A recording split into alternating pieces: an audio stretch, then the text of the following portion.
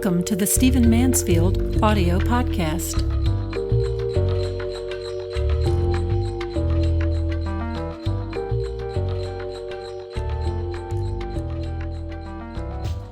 Today I want to talk to you about my 10 favorite books of 2012. It's Christmas season. Many of you are out buying books, and I thought I would share with you the books that I really have been touched by and inspired by in this last year. The first book that I just found fascinating is a book called Churchill Style, The Art of Being Winston Churchill. It's by Barry Singer, and it's not your typical Winston Churchill book. It's really about Churchill's sense of style. It tells his story, it gives a bit of his biography, but it mainly focuses on his cigars, his whiskey, the books he bought, the clothes he bought, the things that went into his style. And what's great about the book is it's kind of a coffee table book, but it also gives the actual addresses of where he got his cigars or his whiskey, how he bought them. It shows pictures of receipts. Many of these places are still open in London, and so you can sort of emulate Churchill's style in that sense. But for those of us who are sort of cigar, whiskey, book kind of people, who admire Churchill's sort of sense of personal style, it's just fascinating. The second book that I really enjoyed is going to surprise some of you, but I thought that Dan Rather's book, Rather Outspoken, was wonderful.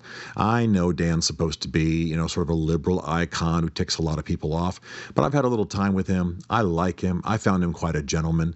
And what he says in Rather Outspoken about the media, how great big firms own all the media outlets, how our media is being controlled by a very small number of people and a small number of firms, I think really needs to be heard. If you listen to my podcast at all, you know that number 3 is something that I've recommended time and time again. It's called Quiet, The Power of Introverts in a World That Can't Stop Talking. And it's by a great author whose name is Susan Cain. I really like this woman. I really like this book. I am an introvert, believe it or not, which means really you're a person who charges in private and alone, as opposed to an extrovert who's charged by being with people. This book is wonderful. Even if you're an extrovert, but you're in leadership and you craft organizations, or you have children or a spouse who's an introvert, this is a wonderful book. Some of you will know that I really am fascinated with the Kennedy assassination, not so much the conspiracies, but the people involved and the drama of it and what it meant for those who lived decades after. The Secret Service man who famously jumped off of one limo and ran to the Kennedy's limo and threw himself on top of Mrs. Kennedy and the, by that point, horribly wounded President Kennedy was a man named Clint Hill.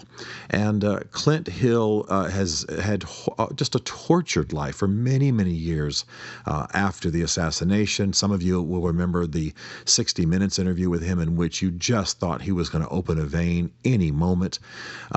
His book is called Mrs. Kennedy and Me, and it's the first time he really has spoken for himself. He's been in a couple of other books that were about the Secret Service agents as a group, but it's wonderful, it's touching, it's sweet, and it evokes that era, but it also is a real tribute to the quality of men these Secret Service men are. 2 novels that I really enjoyed, actually 3. Istanbul Passage by Joseph Cannon, Kanon, is a marvelous novel about one of my favorite cities in the world, Istanbul. And he was the author of the book The Good German, which I also liked.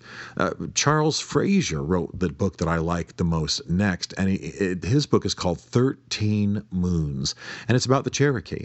So if you're interested in Istanbul, you want to get Istanbul Passage by Joseph Cannon, and if you're interested in the Cherokee, I thought that Charles Frazier's 13 Moons was just marvelous. We all ought to enjoy reading some things that improve our skills, and I was improved this last year in some of my skills by reading The Presentation Secrets of Steve Jobs. It's by Carmine Gallo. Now, all of you remember Steve Jobs when he would roll out some new technology. He would just be dramatic. He would have surprises. He would be scripted, and Carmine Gallo tells us how he did it so effectively. It really was wonderful. It's made me a better speaker. It's made me willing to use technology better. It's made me time my speeches better, all kinds of things. I think you ought to read some theology every year, and I have read some great theology this past year, some of it recommended by my wife.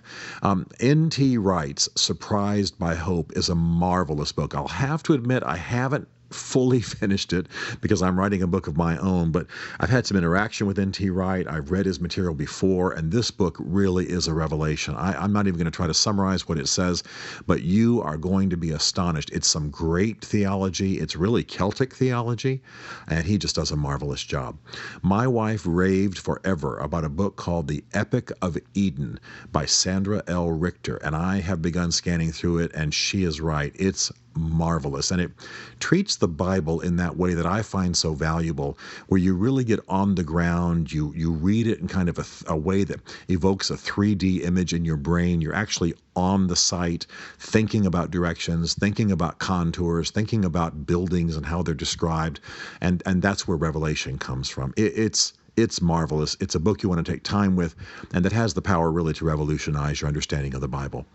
And then finally, as I say, I love Celtic theology. In this book, The Book of Creation, An Introduction to Celtic Spirituality by J. Philip Newell. J. Philip Newell writes a great deal about Celtic theology and history and lore and background, and I thought this book was just wonderful. So there's 10 books that I strongly recommend, 10 of my favorite from 2012, and I think the people in your life will enjoy them as well.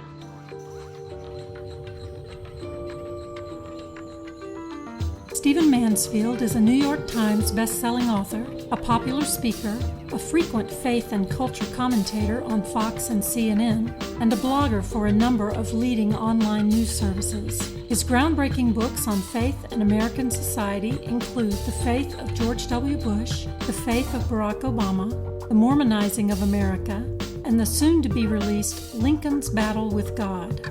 You can learn more about Stephen at www.mansfieldgroup.com and connect with him on Facebook and on Twitter under the name Mansfield Writes. The Stephen Mansfield podcast is produced by Isaac Darnell for Chartwell Literary Group.